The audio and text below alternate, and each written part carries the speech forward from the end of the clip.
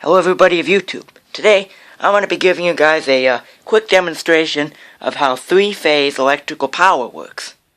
Now, we're talking about the three-phase lines that you see on top of your wooden utility poles in the United States. Now, typically, the wires on top of the utility pole, the ones on the cross arm, which are the ones on the absolute top of the pole, and there's usually 3 of them. Now, each of these wires is usually energized at around 7,200 volts. Now, it could be lower than that voltage in some cases, or it could be much higher than that voltage in other cases. But usually, it's right around this benchmark of the same voltage. So I built this little model here, just made some wires and some utility poles just to kind of give you an overview of how the system works.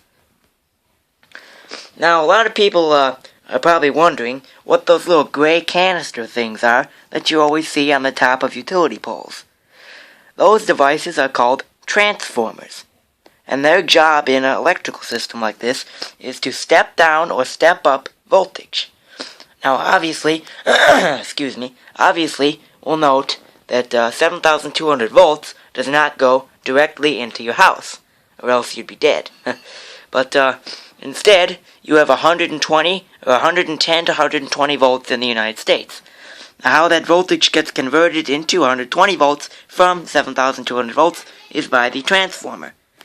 Now, I made this little model transformer here,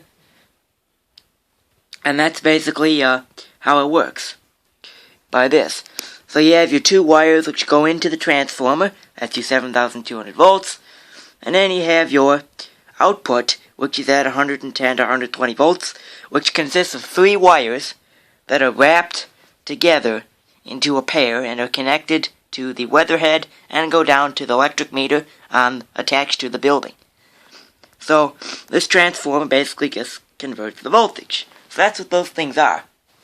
So the 3-phase system, like I said, each wire alone is energized at 7,200 volts, and these wires, some of them are called travelers. If there's 2 of them, instead of a middle phase, there's only 2 phases like that, they can be considered as traveler lines.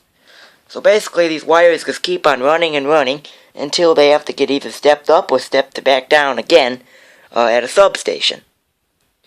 So, the basic components of a utility pole would be the pole itself. You usually see transformers on them, cut-out fuses, cross arms, and insulators. Let's talk about insulators for a minute, because that has to do with the 3-phase lines. Each individual wire is not directly attached to the utility pole. Instead, it is attached to a device called an insulator, which is attached to the wooden crossarm on the top of the pole. Now, what an insulator does is it insulates the wire from making contact with the pole and electrocuting someone who touches the pole. So the wires themselves would be attached to insulators on the top of the utility pole to protect the pole and people from getting electrocuted by the voltage. So it kind of isolates the wire from the rest of the electrical system. Another component you might see on a utility pole would be a lightning arrestor. A lightning arrestor is a device that protects a distribution system from getting hit by lightning or having an overload. So that's basically how this stuff works. So, if a live wire, like one of these 3-phase lines here, each at 7,200 volts commonly, ever falls, stay away from it, because what can happen is, if you get too close to the area where the wire is making contact with the ground or another object, you can get electrocuted, because amperage and current and voltage at this high of levels, may travel through concrete or other substances on the ground. Black tops and other stuff like that. So, that's basically it. That's really all I have to say about this 3-phase system. I just kind of wanted to give you guys a quick demonstration of how the electrical distribution system works in further detail, more commonly known as the 3-phase distribution system. So, if you guys have any questions or comments, please leave them below, and thank you guys for watching. As always, please don't forget to like, comment, and subscribe.